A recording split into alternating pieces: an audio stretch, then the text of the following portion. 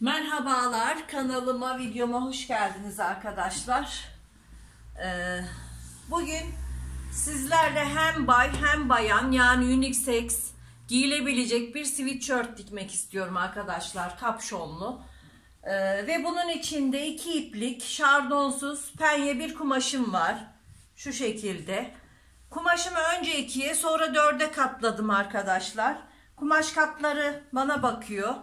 Açık kenarlar burada ve her zamanki gibi kumaşımın üzerinden şöyle düz bir çizgi çekiyorum. Evet arkadaşlar, şimdi hemen buradan ense ölçümü yerleştiriyorum. Şu şekilde 10 santim ense yapıyorum. Enseden aşağıya 3 santim, enseden aşağıya 3 santim arka yaka düşüklüğüme iniyorum. Şuradan hemen omzumu işaretliyorum. Şöyle 13 santim. Biraz düşük. Yani hafif düşük ve takma kol olsun istiyorum. Şimdi buradan omuzdan da şöyle 2,5 santim düşüklük yapıyorum.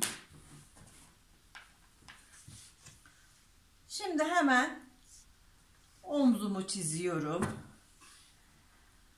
Arka yakamı 1-2 santim düz geldikten sonra şöyle arka yaka eğimimi veriyorum arkadaşlar. Omuz başından, şurası omuz başımız. Omuz başından şöyle 42 santim arka ve ön uzunluğumu çiziyorum. Aynı zamanda beden kalıbımızı da çıkartıyoruz. Şöyle düz çiziyorum. Hemen kalça düşüklüğü olan 20 santimini işaretliyorum. Burayı da düz çiziyorum. Ve sweatshirt'ümün boyunu şöyle 68 santim yapıyorum. Ve etek ucuna lastik takacağım arkadaşlar. Yani kendi kumaşından 2 kat yapıp onu takacağım. Şimdi şuradan hemen kol evim için şöyle 21 santim, hatta 22 yapalım, rahat olsun, bir işaret alıyorum. Bunu düz bir şekilde uzatıyorum ve hemen beden ölçümü yerleştiriyorum. Benim beden ölçüm şöyle 28 santim.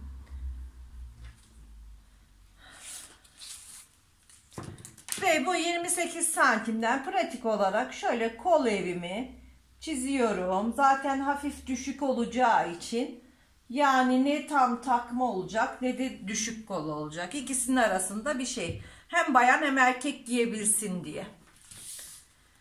Şimdi şurası bel ölçümüz. Belden burası ölçümüz neydi? Göğüs ölçümüz 28. Aynı şekilde belden de 28. Kalçadansa hafif bollaştırıyorum. Şöyle 32 santimden çiziyorum arkadaşlar. Ön ve arkamızı aynı şekilde çalışıyoruz. Hatta burayı şöyle düz de inebiliriz. Düz inelim.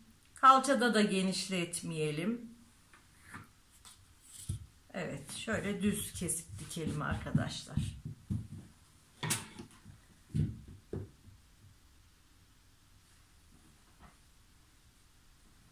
Evet, şimdi hemen sivitimi kesiyorum.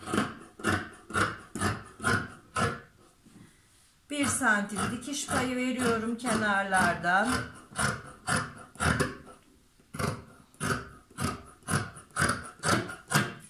Ve 4 kat bir şekilde sivitimi kestim. Şimdi arka yakaya göre 1 santim pay vererek tamamladım.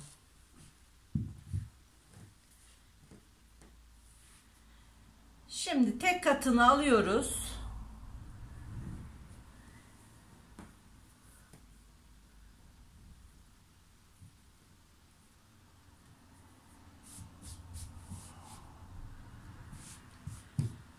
Ve hemen ön yakamı oyuyorum arkadaşlar. Ön yakam için 3 santim inmiştik. Şöyle 9 santimden pratik bir şekilde çiziyorum. Ve hemen yakamı oyuyorum. Omuzda sıfırdan girip 1 santim düşme yapıyorum. Ve koldan da 0 girip 1 santimimi alıyorum arkadaşlar. Önümüzde tamam. Arka ve önümüz tamamlandı. Şimdi kol için kumaşımı ayarlayıp geliyorum.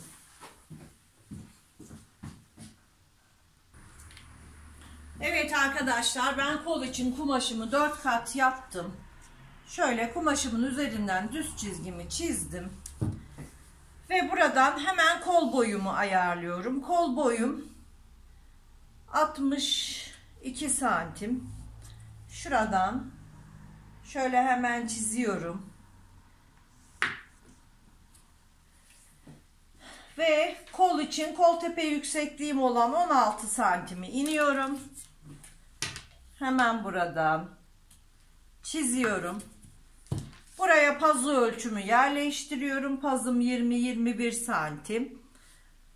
Ve manşetimi de şu şekilde 15 santim yapıyorum. Kol ucuna 2 kat bant takacağız. Kolum biraz uzun olsun istiyorum.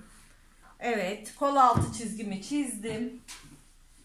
Şuradan 1-2 santim düz geldikten sonra kolumu çiziyorum arkadaşlar. Şöyle hafif düşük kol olacak.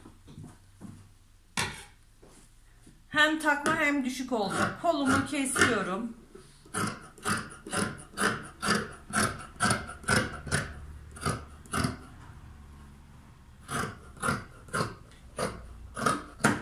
Kolumu kestim. Şimdi kol ortası çıtını atıyorum. Hemen koldaki ön oyuntuyu hafiften yapıyorum.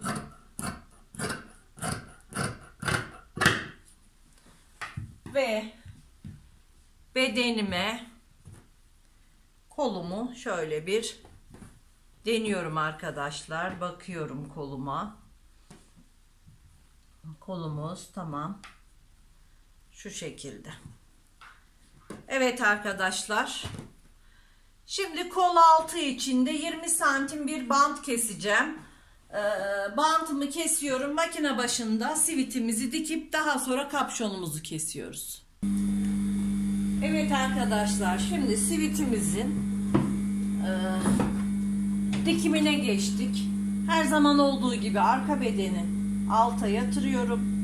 Ön omuzu üstüne koyuyorum. Ve omuzlardan dikmeye başlıyorum.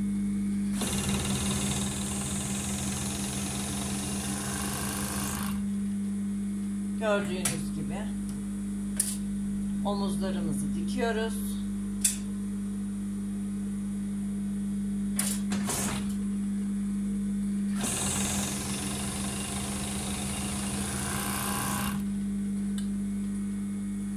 Omzu diktikten sonra açıyorum. Ve burası ön, burası arka. Hemen kolumu alıyorum. Ön kolu buraya getiriyorum ve bu şekilde kolumu takıyorum arkadaşlar.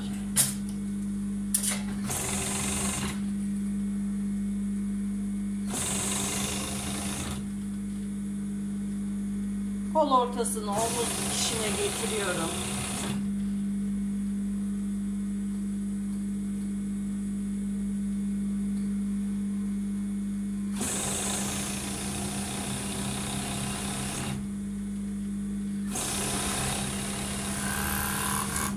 Bu şekilde kolumu taktım. Tek yanımı kapatıyorum.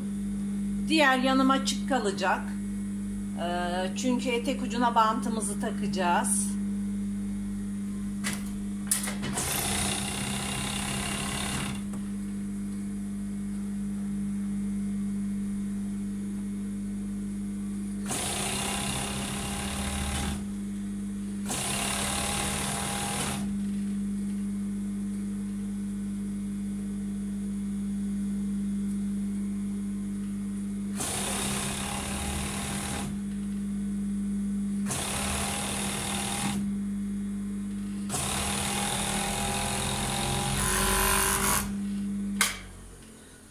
Evet arkadaşlar, şimdi ben sweatshirtümün tek yanını kapattım.